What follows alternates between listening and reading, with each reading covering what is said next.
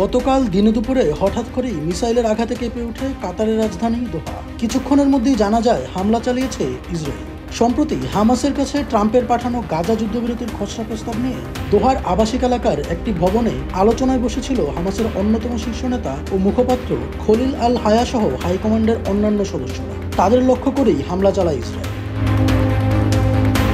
মঙ্গলবার দোহায় হামাস নেতাদের অবস্থান লক্ষ্য করে অন্তত 12টি বিমান হামলা চালায় ইসরায়েল। বর্বর এই হামলায় অল্পের জন্য প্রাণে বেঁচে গেছেন সেখানে অবস্থানরত হামাস নেতারা।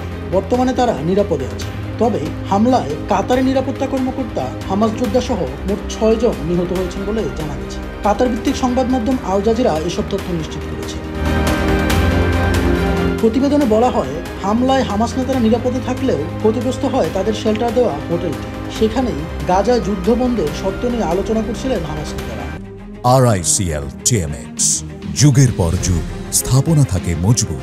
হামলার লক্ষ্য ছিল হামাসের শীর্ষ নেতা খলিল আল হাইয়া, জাহের জাবারিন সহ আরও কয়েকজন। ইসরায়েলি প্রধানমন্ত্রী বেনিয়ামিন নেতানিয়াহু জানিয়েছেন, হামলার সমন্বয়ক ছিলেন তিনি নিজেই। তেল আবিবের এই হামলাকে কাপুরুষোচিত ও সন্ত্রাসী কর্মকাণ্ড আখ্যা দিয়েছে কাতার। নিন্দা জানিয়েছে ইরান সহ বেশ কয়েকটি আরব দেশ।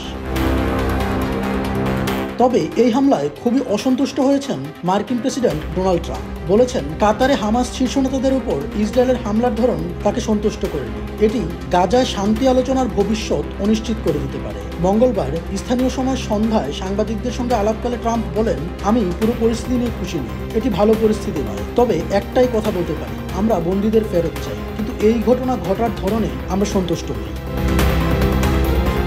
এদিকে ইসরায়েলের হামলার ব্যাপারে কাতারকে আগেই সতর্কবার্তা দেওয়া হয়েছিল বলে দাবি করেছেন যুক্তরাষ্ট্রের প্রেসিডেন্টের সরকারি বাসভবন হোয়াইট হাউসের প্রেস সেক্রেটারি ক্যারোলিন লিভিট। মঙ্গলবার হোয়াইট হাউসে এক সংবাদ ব্রিফিংয়ে লিভিট বলেন, ইসরায়েলের প্রধানমন্ত্রী বেনিয়ামিন নেতানিয়াহু এই হামলার ব্যাপারে আগেই জানিয়েছিলেন। নেতানিয়াহুর সঙ্গে কথা বলার পর তাৎক্ষণিকভাবে প্রেসিডেন্ট ট্রাম্প স্টিভ উইটকফের মাধ্যমে দোহাকে আসন্ন হামলার ব্যাপারে সতর্কবার্তা দিয়েছিলেন।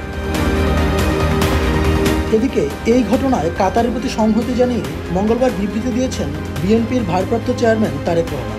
বিবৃতিতে তারেক রহমান বলেন, কাতারের জনগণ এবং আমির শেখ তামিম আল থানির প্রতি আমরা দৃঢ় সংহতি প্রকাশ করছি। আন্তর্জাতিক সংশ্লিষ্ট পক্ষগুলোকে এই সামরিক হামলার বিরুদ্ধে জরুরি পদক্ষেপ নেওয়া এবং আন্তর্জাতিক নিয়ম ও নীতিমালা লঙ্ঘনের জন্য জবাবদিহিতা নিশ্চিত করার আহ্বান জানায়। ডেস্ক রিপোর্ট, জয় দিন।